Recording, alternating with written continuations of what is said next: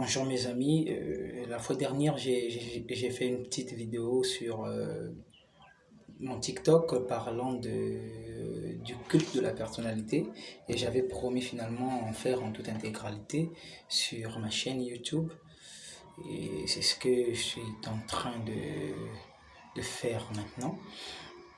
En réalité, j'aimerais souligner un fait. Moi, je n'ai pas un problème avec l'émancipation, sinon l'évolution, l'extension, l'honneur qu'a William Branham ou bien le nom de William Branham. Au contraire, moi, ça m'arrange parce que c'est un prophète que je crois et c'est un prophète que je suis. Et- mais je suis sur un problème. Et ce problème-là, sans blague, on ne doit pas se voiler les yeux, sinon on jouirait à la politique du poisson langui, d'où même est sorti, euh, je ne sais pas comment est-ce qu'on appellerait ça, sinon l'expression qui dit l'anguille sous roche. Donc c'est de l'hypocrisie, vous voyez. Au lieu de mettre à la lumière ce qui devait être mis, mais on préfère se cacher sous les roches ou bien se cacher cherchant des prétextes. Et moi, ça, c'est pas de mon étoffe, c'est pas ce que j'aime faire. J'aime dire la vérité et aussi longtemps que c'est la vérité, bon, vous aurez à combattre que la vérité. Vous voyez, donc faites des statistiques ou une analyse profonde. Partout où l'homme est beaucoup élevé, même si vous avez un prophète, que vous éleviez plus le pasteur que le prophète, vous verrez que l'influence du prophète diminuera dans cette église-là. Les gens vont plus considérer la parole du pasteur qu'à celle du prophète. C'est la même chose avec Jésus. Quand vous élevez plus le prophète que Jésus, déjà, si Jésus n'est plus considéré à sa juste valeur, Jésus, c'est le Saint-Esprit. Sinon, le Saint-Esprit est la représentation légale de Jésus-Christ lui-même. Le Saint-Esprit quitte.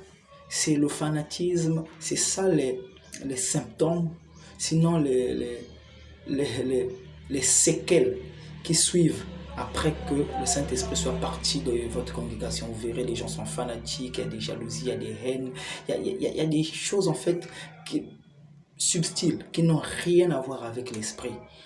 Et la résultante d'élever l'homme à la place de Dieu, c'est cela.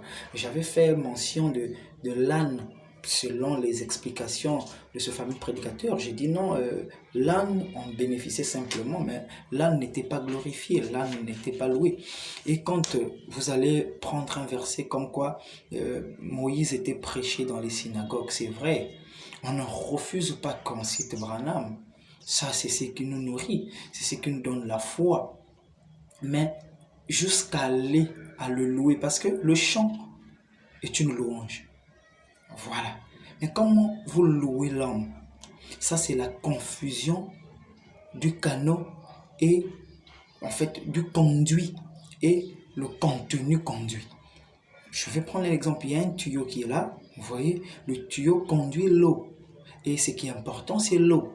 Donc vous devrez glorifier l'eau. Mais vous allez glorifier, sinon vous allez élever Dieu du fait qu'il nous a donné un canal pour lequel l'eau est acheminée jusqu'à chez nous. C'est normal. Mais quand tu commences à chanter du bout en bout, du tenant aux aboutissants de ton chant, l'homme, c'est l'homme qui est loué, c'est l'homme qui est glorifié. L'homme n'a rien à voir. Vous n'allez pas me dire que c'est le don. Non. Le don a un nom. Et le don, son nom, c'est pas le nom de l'homme. Non, l'homme a son nom, le don a son nom. Donc dans ton chant, quand tu chantes le don, on doit écouter le nom du don. Mais si on écoute le nom de l'homme, on dit que tu chantes l'homme. Et c'est ce qui est bizarre, c'est ce qui est vilain, c'est ce qui fait chasse, c'est ce qui fait fuir, c'est ce qui chasse l'esprit d'œuvrer. Et il y aura maintenant le fanatisme, il y aura. C'est simplement déplorable. Moi, j'ai mûri un peu ma réflexion dans l'écriture qui dit, si cela est possible, il séduirait même les élus. Moi, je vous dis, vous êtes sur Ferrego là, je sais pas moi. Tu peux même l'écouter, mais il ne te séduira jamais. Oh, moi, je commence à écouter Ferrego là, du bout en bout. Ou bien, je sais pas, j'écoute Fally Ipupa, je veux m'habiller comme Fally Ipupa. Si tu es arrivé jusqu'à ce point-là, ça veut dire que tu n'étais pas scellés de Christ. Mais les élus seront séduits, c'est pas par Fally Ipupa, c'est pas par je sais pas qui, c'est pas par Freud Vance ou je sais pas quel musicien entre guillemets qu'on nous appellerons mondés. Mais les gens qui séduiront même les élus, c'est les gens qui sont proches des élus, ça veut dire des croyants. Et ce sont entre guillemets, des serviteurs de Dieu. Parce que celui-là qui a séduit une catégorie, sinon le tiers des anges, c'était qui? Lucifer. C'était un Christ, si vous me permettez ce terme. Donc un oint. Il était oint par Dieu. C'est lui qui a séduit la moitié des anges. Donc soyez prudents là-dessus. Ça ne serait peut-être pas ça, mais ça pourrait être qu'un pasteur ou bien je ne sais qui pourra vous séduire.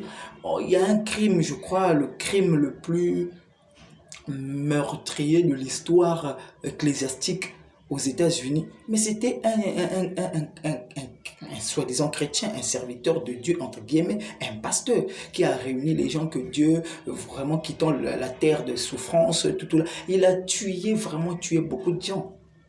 Et on voit, les mots me manquent. Mais sinon, je vous garantis, mes frères et sœurs, ne soyons pas fanatiques. Soyons fanatiques de la parole de Dieu. Et William Branham dit, tout ce que je vous dis, vous devrez le vérifier dans la Bible. Si cela ne cadre pas avec la Bible, vous n'êtes pas obligé de croire. Ça, c'est Branham. Maintenant, qu'en est-il un pasteur qui vient vous dire quelque chose que même Branham n'a pas dit, mais lui a compris et il a expliqué.